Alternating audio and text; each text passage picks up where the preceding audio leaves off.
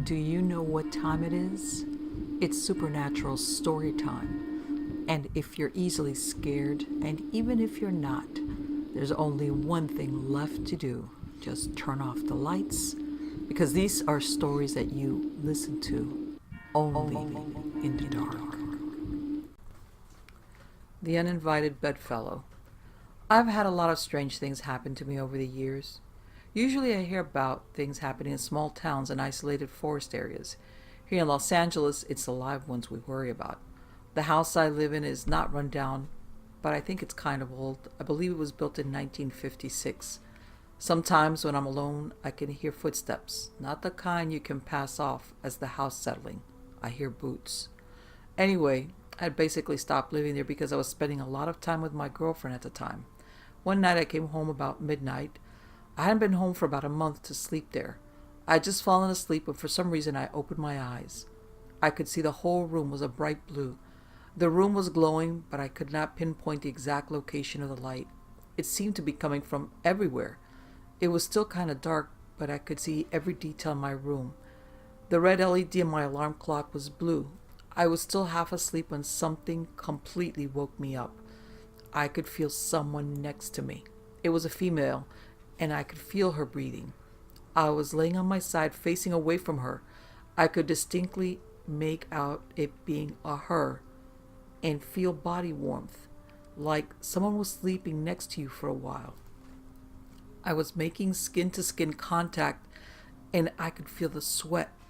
At first I thought it was just my girlfriend. When I started to figure out that I was at my parents' house, I could now make out my brother on the bed across from mine. It was then that I got a really sick feeling. I could feel her warm breath against my back, and that she shifted as if trying to lean closer to me. Then I felt her warm hand on my waist, and that did it. I jumped up on my bed and grabbed my bedpost that is about half as long as a bat and just as thick. When I did that, my brother jumped up and we turned on the light. Nobody was there. I could feel the sweat from someone sleeping against me on my back, and the bed was warm where I had felt her laying.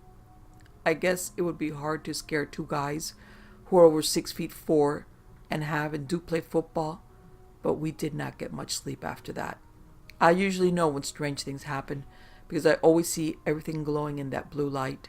In the past few years, I've had a few deaths of friends and family, and usually the phone call comes late at night, usually about 3 in the morning or so, but usually I wake up and see the room glowing a minute later, and then the phone rings with the bad news. I went so far as to have the phone removed from my room. As to who that mystery lady was that lay next to me and left a warm spot, I have no idea who that spirit was. Too many ghosts. I seem to have been a magnet for ghosts all my life. I grew up in the Tidewater, Virginia area, and my mother and I would make trips to Gettysburg, Colonial Williamsburg, etc. now and then. One of the first ones that I can remember happened in a very old hotel, one that had been around since the Civil War. My mother and I were sleeping in one of the rooms when we were awakened by voices and footsteps. It sounded as if someone was planning some sort of strategy for a battle. I saw what appeared to be men in very old-fashioned clothes gathered around a table or desk. My mother didn't see anything, but she heard the voices. When she asked in the morning, she found that the hotel we stayed in had been used by Civil War officers for a time. Unfortunately, I don't remember exactly where it was, as I was maybe 4 years old. Incidentally, my mother has denied ever seeing, hearing, or feeling anything after that. I guess she passed it on to me. A real wave of things started to happen when I was about 11 years old. We were living in a 3-bedroom house, and I was given my choice of the 2 smaller rooms to have as my own. One of the rooms was arranged oddly, with a sort of small hallway actually in it. You went in the door and made an immediate left to the main part of the room. There was a door across the room leading to a small space over the garage, apparently intended as a storage space. I was always uneasy in that room, and so chose the other one, which wasn't as objectionable. I wasn't happy about either one of them, but the room was turned into a sort of library, spare bedroom, storage area, and I stayed out of it for the most part. There was a sort of feeling that I got from one wall, almost the corner, but not quite, It was centralized in the wall, but not in the eaves. When I went into the eaves, for whatever reason, it felt as if it were coming from the same spot in the wall. That spare room was always horribly cold, even in high summer with no air conditioning. Now and then I've had friends over and they'd go with me into that room for a book. They didn't like it either. My room wasn't as bad, but much more happened in it, possibly because I was there more often. It started out as just a feeling of being watched, and a few shadows, nothing specific. My mother laughed at me and said it was my imagination, and I kind of agreed with her. The place most of it came from in my room was the corner by the closet door, across the house from the spot in the spare room.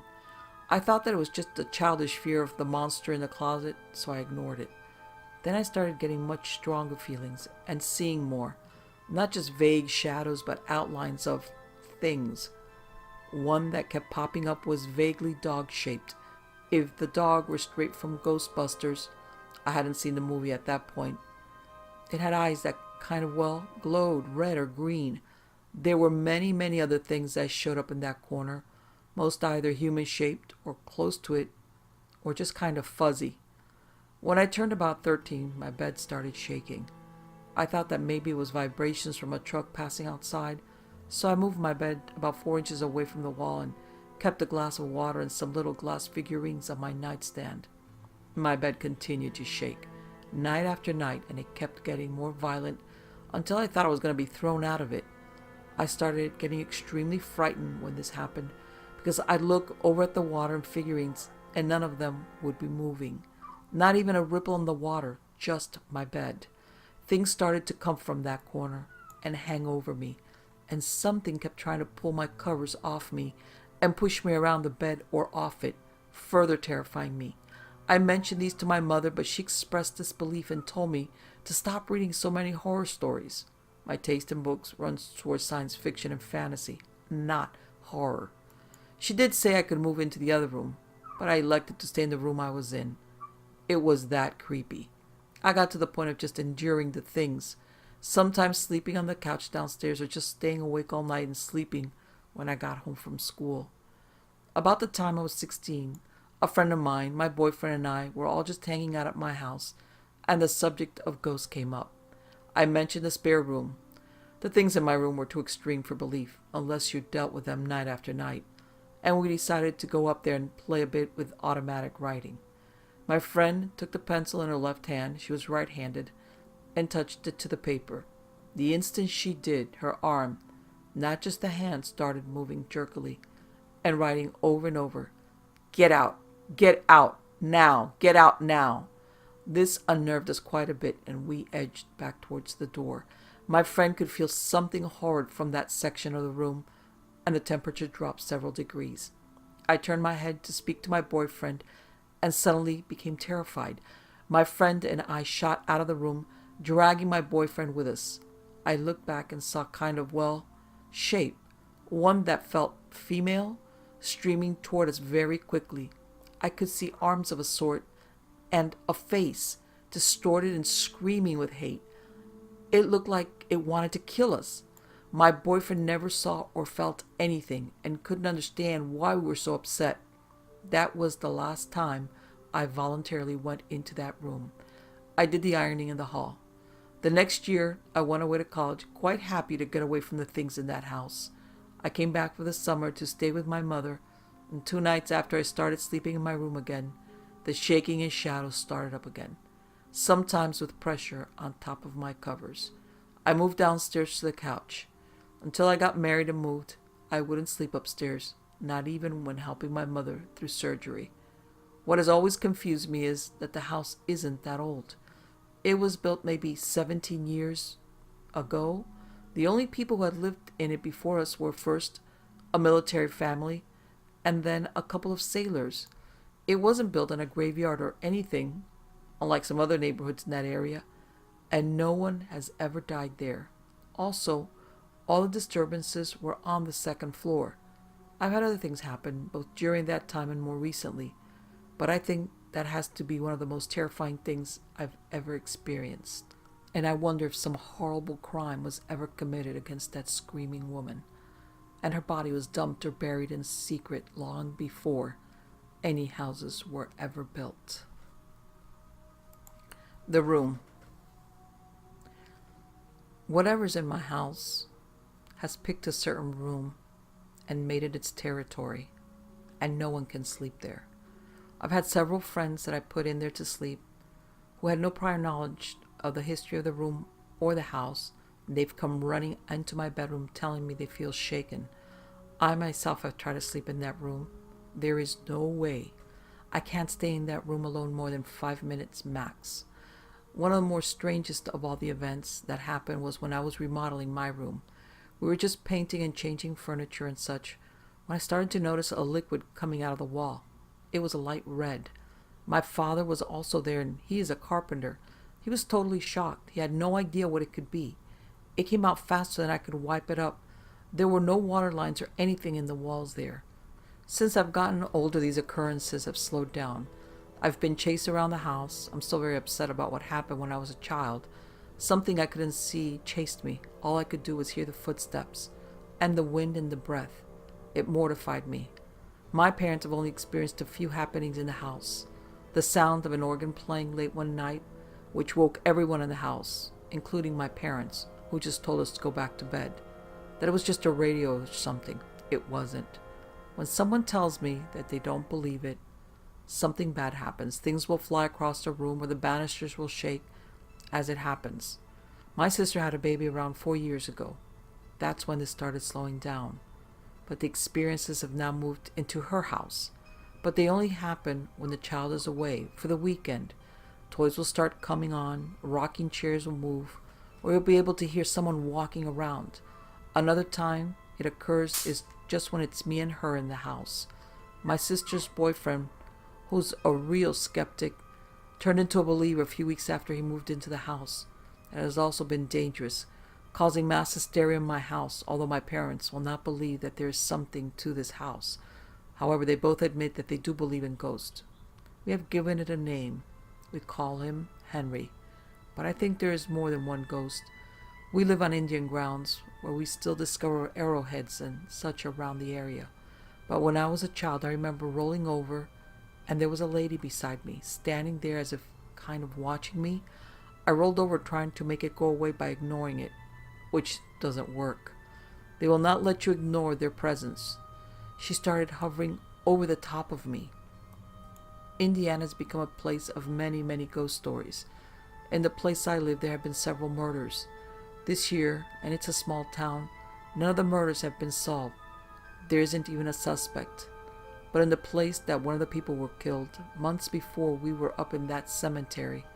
Ironically, someone was killed in a cemetery just goofing off with our friends, and I heard a voice say, "Hey!" I thought it was a game warden or something, and I was terrified because some friends of mine had alcohol. But then I looked and it was a shadowy figure, kind of floating. I grabbed my friend and started shaking him, trying to get his attention. He had heard the voice and he was scared. We all hopped in the car and took off as fast as we possibly could. Later on, a few months later, we took a wrong turn and ended up back on that road. There were bright blue lights and strange figures. We stopped, turned around, and got the hell out of there as fast as we possibly could. I'm not sure what to make of these experiences, but I've had so many. If I wrote them all down, it would definitely turn into a novel. I just don't know there. What is it that's made that certain room in my house its own place? And I just don't think it's Henry. Who's that knocking? When my mother was a teenager, she lived in a small town. In order to get to a friend's house, she had to drive on this country road that actually went through a creek bed. One afternoon on the way to her friend's house, they had to wait in a long line of cars for about 20 minutes to get through the creek bed. Apparently, they were clearing away an accident that had occurred, but by the time they got to the scene, it had been cleared away. On her way home that night, just as she was reaching the creek bed crossing, she heard a loud rapping on the back window of the car. It shocked her because it wasn't a rattle or any other normal car noise, but rather literally like the sound of someone pounding on the car window with their fist. She put her hand back to make sure the back window was rolled up and wasn't knocking, and it was tightly closed. There were no trees low enough to touch her car. Just as she passed actually into the creek bed, There was a repeated huge pounding on the back of her window again. In her own words, she put the pedal to the metal and got the heck out of there. The next day she learned that a girl in her class at her high school had been in that accident they had come upon earlier the day before and had been decapitated. The man in the suit. It's been years since I've had the same encounters with spirits as I did when I was a child. I guess as we get older we lose our willingness to believe that we're not alone. I still believe, but with more fear than I did as a child. My spiritual encounter started when I was in second grade. We had just moved to a new house. I believe that every house has a room that the spirits reside in, and my room was it. We moved to that house so that my brother and I could have our own rooms, but I couldn't sleep in that room. I told everyone it was because he was afraid, but it was me that was afraid. The first few weeks we lived in that house, I did not sleep in my room. One night, I prayed to God that I could see my father that had died when my mom was 6 months pregnant with me. That night, I woke up and saw him hovering over my bed. He didn't say anything out loud, but I knew what he was thinking. He was very proud of me and that he knew that I was going to do something very great. After that, I wouldn't sleep by myself. I knew that he wasn't bad, but there was something about that room. Our rooms were side by side, and at night, I would wake up to hear things coming from my room. All my things were in my room, and when I wanted something, I would run in and run out. As I got older, it was kind of weird to share a room with my brother, so I decided to buck it up and start sleeping in my room. I was in the 5th grade at this time. Nothing major happened until 4 years later. During those 4 years, I discovered many weird things about the room. In my room, I could hear every creak in the house, and for a relatively new house, that was very odd to have so many creaks. Things would happen like the TV would come on by itself. I would hear things that weren't creaks, etc. These things were bad at the time, but were nothing compared to what happened my 9th grade year. After I turned 15, things got really creepy. The noises began to get louder and I saw things. One night, I had a friend over. We were sitting on the bed, talking, laughing. Then we heard this sound coming from the window. It was like something was scraping the window. This is really weird because the room is on the 2nd floor with no trees around it. Needless to say, we were scared to death. We did not want to be in there, so we went to the living room. A few weeks after that, I got the biggest scare of my life. Up to this point, I had seen ghosts and sensed ghosts, but never up close and personal. One night, I was sleeping and woke up. I turned over to look at my clock, and there was a man in my bed. He startled me, but didn't scare me. He was an older man. He had salt and pepper hair and a gray beard. He was wearing an old Confederate uniform. Not scary at all. I turned over and tried to ignore it. He finally gave up and left. After that night, I slept with the light on for a month. Then I realized I wasn't solving anything. The next day, I went into my room and tried to talk to him. I said that I didn't know what he was doing in my room, but I didn't appreciate being startled like that. It did the trick. I never saw him again, but I knew he was there. He told me many things. He warned me about my closet. I had always kept it open because there was too much stuff to close it. He said that I had to close it when I slept because the thing in the window that night lived in there, and that it was not good.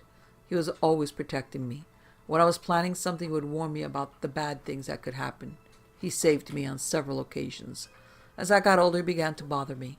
I never had a moment's peace without him butting in. Finally, I got so mad that I yelled at him. I told him to go away and leave me alone. Boy, did it work. I didn't see him for 4 years, and that was recently.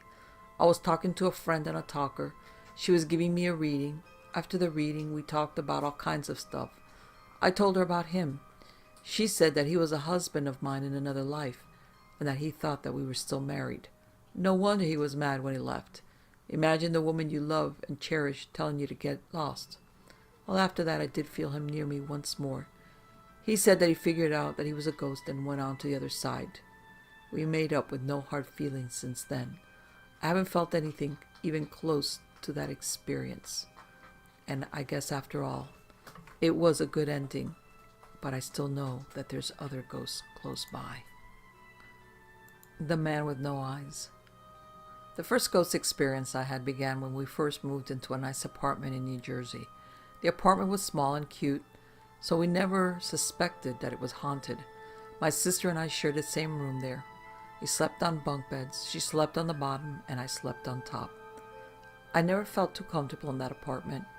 The hair on my arms and heads would suddenly rise, and a terrible chill would enter the room. I didn't mention it to my parents because I felt that they wouldn't believe me. It was funny though, since both my mother and my father had had their own ghostly experiences. I remember the night well. I was sleeping in the top bunk when I suddenly felt a presence in the room with me besides my sister. I ignored it for a few minutes because I thought it was my imagination, but for no reason I gazed from the top of the bunk to the floor. Standing in front of my sister was a small little man wearing either a white or gray suit. The man gazed up at me and I saw that he had no eyes. That freaked me out so that I ducked under the covers and prayed to Hail Mary like my mother taught me. I glanced down and noticed the man was gone. That wasn't the only time that I experienced something supernatural. I was watching television in the living room. Both my parents were present. In the living room there are 2 closet doors. They are different than most closet doors because you have to turn the knob in order to open it up. Well, I was busy watching television when through my side vision, I saw the knob turn and the door open up wide. When I glared at it with my normal vision, the door automatically slammed itself shut. Terrified, I phoned my mother and begged her if I could come to work with her. A few months later, my mother was sleeping on the living room couch when she awoke to the giggling of children. She sat up on the couch and peered into the dark room. Then she felt a force knock her down and pin her shoulders to the couch. It appeared to have great control over her mind and mouth because she could not scream out any prayers. Finally, she spat a prayer out and the force released its grip. My mother still didn't learn her lesson because a few months after, she again slept in the living room. This time, she was awakened to the sound of talking. In front of her stood 2 beings. She wasn't afraid of them, but the third being brought her fear. It was standing away from the other 2.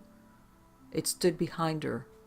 The being was a tall blonde man with evil eyes. It controlled her motion by forcing her to remain still. She said that it kept trying to come over in front of her, but the other 2 ghosts kept it back in its corner. As the ghost released its grip was when the other ghost came towards it and it disappeared. The last experience we had so far was when my sister saw the image of a black cat walking around the couch area and close to the TV. Its fur was standing up. The cat, she claimed, had yellow eyes. We had the house blessed, but I doubt that the ghosts are gone forever. Eventually, we moved. The Phantom Car. One night, I was driving home from my friend's house in rural Michigan. As I approached a traffic light, I saw a car in the distance approaching the same light. It was coming from my right side and appeared to be maybe half a mile to a mile away. I didn't think anything of it. I just proceeded to go through the light. As I approached the light, the car was right there, on my right side with the headlights in my eyes. All I remember was bracing myself because I thought I was going to be hit. Then, nothing. I was not hit. Nothing happened. I remembered looking back to see if the light was red, and being 1 a.m., I thought I may have made a mistake. It was green, so I was terrified I was almost hit. As I kept driving, I thought of the car again. I had my windows open and the radio was off, and I didn't hear a sound. After the light, I went through. The road makes a sharp left turn. If the car had gone straight, it would have gone off the road and hit a tree. If this car was a mile off and then was right next to me, it must have been going in excess of 100 miles an hour. Yet there was no squealing of tires or even a crash. I specifically remembered listening for any sounds, yet there were none. As I looked in the rearview mirror, the car was gone, vanished. It was not in the ditch or on the road. It was just gone. I can't explain it. I should have been broadsided and maybe seriously injured. The car was so far off when I saw it, and then suddenly it was speeding into the passenger door. Finally, there is no way the driver could have turned at that high speed to make the turn. I'm starting to believe that it was some sort of apparition, but I'm not one to believe in that kind of thing. The more I think about it, the more I come to that conclusion. How could a car have done that? There is no possible way. I don't know if anyone has been killed at that intersection. I've asked my friend who has lived there for 9 years. and he says he doesn't remember any. Maybe somebody was speeding and ran off the road and died. Maybe what I saw was their car. Who knows? The ghost on the tracks. The first time I saw a ghost was when I was 16 or 17 years old. I was sitting alone in my room and it was around 2 a.m. At that time I was highly depressed for some reason long forgotten. I was leaning beside my bed actually praying, and I'm not very pious either. I felt very alone. Anyway, somewhere in the prayer I asked for a sign to show me that someone was looking out for me. Just then the phone rang. I nearly jumped through the ceiling. I was so startled. I hesitantly answered the phone just to hear a hiss at the other end. Later I asked around to see if I could find a friend who may have called me. No one confessed, so? My second experience was when I was 19. This was back in 1990. The time I was delivering pizzas for Domino's in a small Wisconsin town. In the middle of the town ran a set of railroad tracks.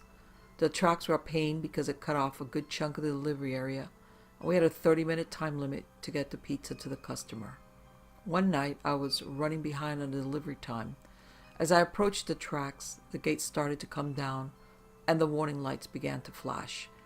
I hesitated for a second and decided to gun it. After seeing how far the gate had come down, I hit the brakes hard, with my wheels giving off a noticeable squeal. I looked down and started to play with the radio. Just then, I felt someone was looking at me. I looked up through the windshield to see a guy standing on the tracks glaring at me. He was about 6 feet tall, 180 pounds, black, dark brown hair parted down the middle. He was also wearing a satin bar-style jacket, and he looked really pissed off. I thought that they were testing the railroad tracks, and the guy was upset because I could have damaged the gate or possibly run him over. I glared back, and I thought he would go on about his business when I started to mess with my radio again. Seconds later, I looked back up to see if he was still staring at me. He wasn't. In fact, he wasn't there at all. There was nowhere he could have gone to, no building to hide behind, etc. Moments later, the train went by. Very unusual. Normally, I probably would have dismissed it as a trick of my eyes, but the one thing that I still see vividly was that look of sheer irritation on this guy's face. No doubt, it was a ghost, and I wonder what happened to him on those tracks. Encounter with the Unknown. It was the winter of 1992 in Tennessee when I had a strange encounter with something I would never have thought of. My brother and I have always slept on the third floor of the house that we lived in with our parents. Both my brother and me, we would hear noises, things that we knew couldn't be anybody else because we were alone. Our parents were gone. There was one day we heard those strange noises, and again our parents were away and we were upstairs, and then we were startled by a loud crash, something hitting the floor. We grabbed our flashlights, then slowly but carefully descended the staircase, looking all around us for the source of the noise. We found nothing. We then moved into the kitchen and looked around, but still nothing was there. I walked forward, then stopped because of a crunch that had sounded from beneath my feet. I backed up, looked down, and saw that it was a plate that had been dropped. I looked up at the cabinet, and the door to it was open. Then, after knowing that someone or something had to have done this, we then proceeded even more cautiously than ever before. We were shocked to have found nothing. My brother and I then heard a faint thumping noise, so we turned a complete 360 and headed towards the staircase. When we came to the staircase that led back to our rooms, we looked up to find a toddler bouncing a ball against the wall.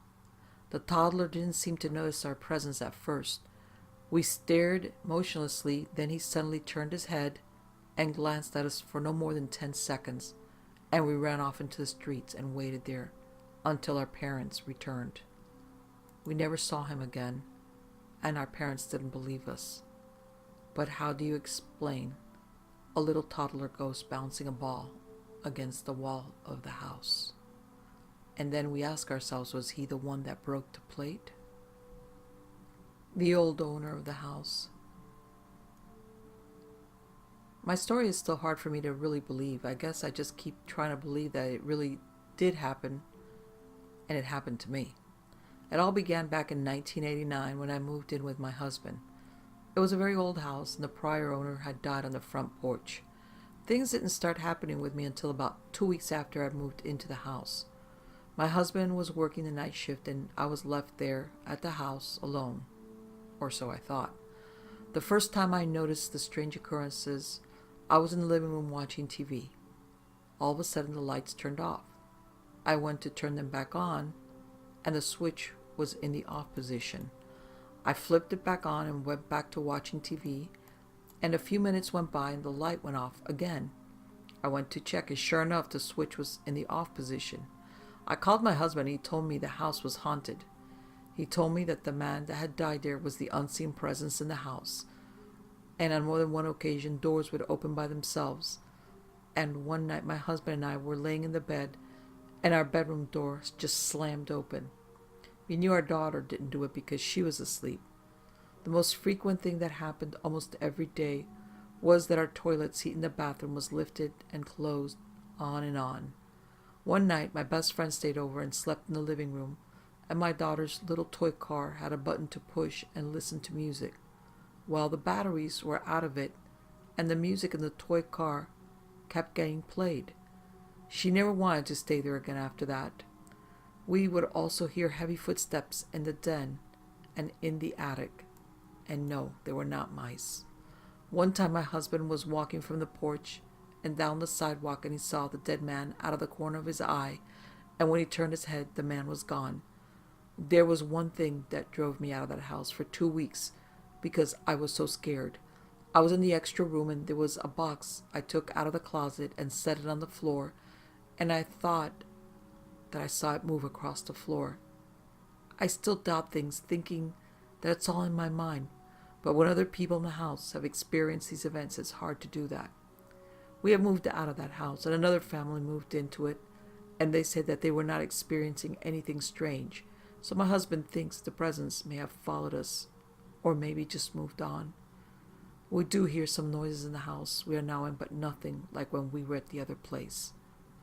And I hope it stays like that, and that old man didn't decide to make us part of his family.